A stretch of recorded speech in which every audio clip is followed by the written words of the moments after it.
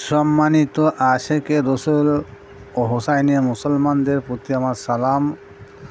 আসসালামু আলাইকুম আরহামতুল্লাহি ওয়া বারাকাতুহু। বিসমিল্লাহির রহমানির রহিম। আমাদের যে কোনো ইবাদত বন্দেগী করতে হলে আগে আমাদেরকে ঈমান ঠিক করতে হবে। ঈমান না আনয়ন করলে কোনো ইবাদত বন্দেগী আল্লাহর দরবারে গ্রহণযোগ্য হবে না। এমন কিছু লোক আছে বলে, হ্যাঁ আমরা ঈমান এনেছি, আমরা আল্লাহর উপরে ঈমান এনেছি, আমরা পরকালের প্রতি বিশ্বাস রেখেছি, ঈমান এনেছি, আল্লাহ কিতাবের প্রতি আমরা বিশ্বাস রেখে ঈমান এনেছি, জান্নাত জাহান্নামের প্রতি আমরা ঈমান এনেছি বা বিশ্বাস করেছি, কবরের প্রতি আমরা বিশ্বাস রেখেছি বা ঈমান এনেছি। অনেক রকম ফতোয়া তারা বর্তাবে, কিন্তু এগুলোর নাম হচ্ছে ঈমান নয়। ঈমান যতক্ষণ আমরা মজবুত না করতে পেরেছি ততক্ষণ কোনো ইবাদত বন্দেগী আমাদের কাছে কবুল হবে না। এক শ্রেণীর মৌলবী এর বিপক্ষে বলে যে কাল কিয়ামতের মাঠে, হাসরের মাঠে সর্বপ্রথম আল্লাহ পাক রব্বুল আলামিন নামাজের হিসাব আগে নেবে। এটা সম্পূর্ণ ভুল ধারণা।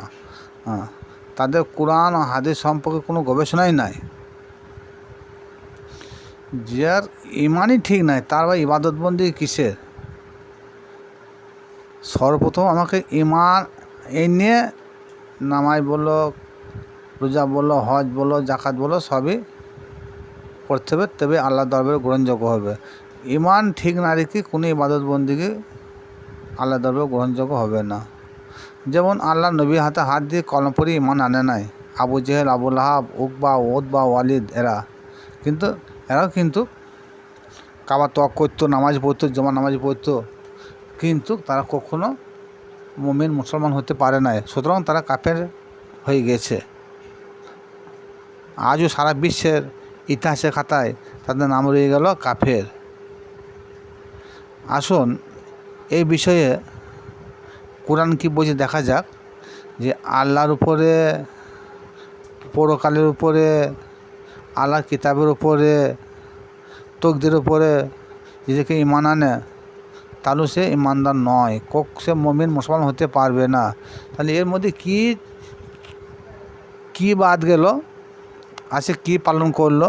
হ্যাঁ, সে সবই পালন করছে, সবের উপর সে ঈমান এনেছে, একটা জিনিসের প্রতি সে ঈমান আনে নাই। তার জন্য আল্লাহ বলছে তার কোনো ইবাদত বন্দেগী আমার দরবারে কবুল হবে না। সে কখনো মুমিন মুসলমান নয়। যে মুমিন মুসলমান নয় তার বা ইবাদত বন্দেগী কিসে? ইবাদত বন্দেগী যাকে করতে হবে তাকে তো মুমিন মুসলমান হতে হবে। আসুন আল্লাহ কি বলছে দেখুন। বিসমিল্লাহির রহমানির রহিম। ওয়া মিনান নাসি মা ইয়াকুলু আমান্না বিল্লাহি ওয়া বিল ইয়াউমিল আখিরি ওয়া মা হুম বিমুমিনিন ইউখাদিউনাল্লাহা ওয়াল্লাযীনা আমানু মা ইয়াগদাউনা ইল্লা আনফুসাহুম ওয়া মা ইয়াশুরুন। সূরা বাকারা আয়াত নম্বর 8 থেকে 9। এই আয়াতে আল্লাহ পাক রব্বুল আলামিন বলেন, ওয়া মিনান নাসি মা ইয়াকুলু আমান্না বিল্লাহি ওয়া বিল ইয়াউমিল আখিরি। এমন কিছু মানুষ রয়েছে তারা বলছে বা বলবে যে আমরা আল্লাহর উপরে এবং পরকালের উপরে ঈমান আনিয়েছি, কিন্তু তারা আমার প্রতি ঈমান এনেছে, পরকালের প্রতি ঈমান এনেছে, কিন্তু তারা প্রকৃত মুমিন মুসলমান নয়। আল কোরআন বলছে। যে তারা মুমিন মুসলমান নয়, তারা কখনো মুমিন মুসলমান নয়। কারণ কেন বললো? বলছি আল্লাহর প্রতি বিশ্বাস এনেছে, আল্লাহর প্রতি ঈমান এনেছে, পরকালের প্রতি বিশ্বাস এনেছে, কোরআনের প্রতি বিশ্বাস এনেছে, তাহলে মুমিন মুসলমান নয় কেন? হ্যাঁ, যতক্ষণ পর্যন্ত তাহারা আল্লাহ রসুলের প্রতি, আলে মুহাম্মদের প্রতি প্রেম, ভক্তি, বিশ্বাস না অর্জন করেছে, তারা কখনো মুমিন মুসলমান হতে পারবে না। কারণ এটা আমি বলি নাই, আল কোরআন সূরা বাকারায় বলছে এটা, যে এমন এক সম্প্রদায়ে মানুষ রয়েছে তারা নিজেকে মুমিন মুসলমান বলে দাবি করবে, কিন্তু তারা কখনো মুমিন মুসলমান নয়। তারা এমনও বলছে যে আল্লাহর প্রতি বিশ্বাস রেখেছি, পরকালের প্রতি বিশ্বাস রেখেছি, কিন্তু কখনো না, হ্যাঁ, তারা মুমিন মুসলমান নয়। আবার কী বলছি? ইউ খাদিউন আল্লাহ ওয়াল্লাযিনা আমানু ওমা ইয়াকদাউনা ইল্লা আনফুসাহুম ওমা ইয়াসুরুন। হ্যাঁ, তারা আল্লাহকে এবং কিছু ইমানদার ব্যক্তিকে তারা ধোঁকা দিচ্ছে।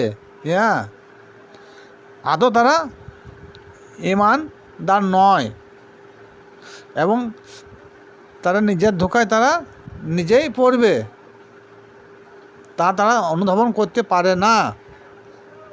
তাহলে এখান থেকে বোঝা গেল যে যতক্ষণ পর্যন্ত আমরা সে আল্লাহ রসুলের প্রতি প্রেম, ভক্তি, মহব্বত, বিশ্বাস যতক্ষণ না রেখেছি, ততক্ষণ পর্যন্ত আমরা মুমিন মুসলমান হতে পারবো না।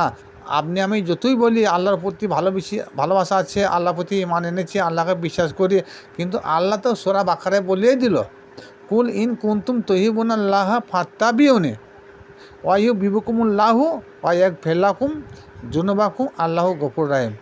তোমরা যারা আল্লাহর প্রতি ভালোবাসা রাখতে চাইছো, যারা আল্লাহকে বিশ্বাস করো, আল্লাহর প্রতি মহব্বত রাখো, হ্যাঁ, তাদেরকে বলছি, তাদের কোনো প্রেম, ভালোবাসা, ভক্তি আমার প্রতি চলবে না যতক্ষণ পর্যন্ত আমার মহব্বতের পরিবর্তে রসুলের মহব্বত না করেছো, নবীর মহব্বত না করেছো, ততক্ষণ তোমাদের কোনো ভালোবাসা বা ইত্তেবা বা অনুসরণ আমার দরবারে গ্রহণযোগ্য হবে না। কিন্তু এখানে আল্লাহ একটা কথা বলে নেই কোনো জায়গায়, যে আল্লাহকে ভালোবাসলে রসুলকে ভালোবাসা হবে, আল্লাহকে অনুসরণ করলে রসুলকে অনুসরণ করা হবে, আল্লাহকে দেখলে রসুলকে দেখা হবে। এ কথা আল্লাহ কোনো জায়গায় বলে নাই। আল্লাহ বলছে রসুলকে ভালোবাসলে আমাকে ভালোবাসা হবে, রসুল হাত হলে আমার হাত হয়ে যাবে, রসুলকে দেখলে আমার দেখা হয়ে যাবে। সুতরাং যতক্ষণ পর্যন্ত আমরা অন্তরে অন্তঃস্থল থেকে আলে মুহাম্মদের প্রতি আর প্রেম, ভক্তি, বিশ্বাস না অর্জন করেছি, হ্যাঁ, ততক্ষণ পর্যন্ত আমরা মুমিন মুসলমান হতে পারবো না। যারা বলে যে পরকালে বা কিয়ামতের মাঠে আগে নামাজে হিসাব হবে, এটা সম্পূর্ণ ভ্রান্তি ধারণা ছাড়া অন্য কিছু নয়। সুতরাং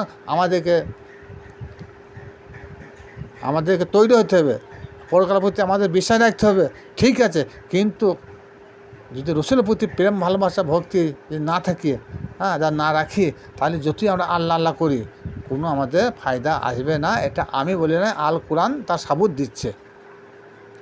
সুতরাং আমার এই ভিডিওটা যারা দেখছেন, তাদের প্রতি আমার একান্ত অনুরোধ, শুধু আল্লাহ আল্লাহ করলে হবে না, পরকালের প্রতি বিশ্বাস করলে হবে না, কিন্তু এর মাঝে যতক্ষণ হুব্বে রসুল মিনাল ইমান, হ্যাঁ, রসুলের মহব্বতটাই হচ্ছে আমাদের শ্রেষ্ঠ ইমান।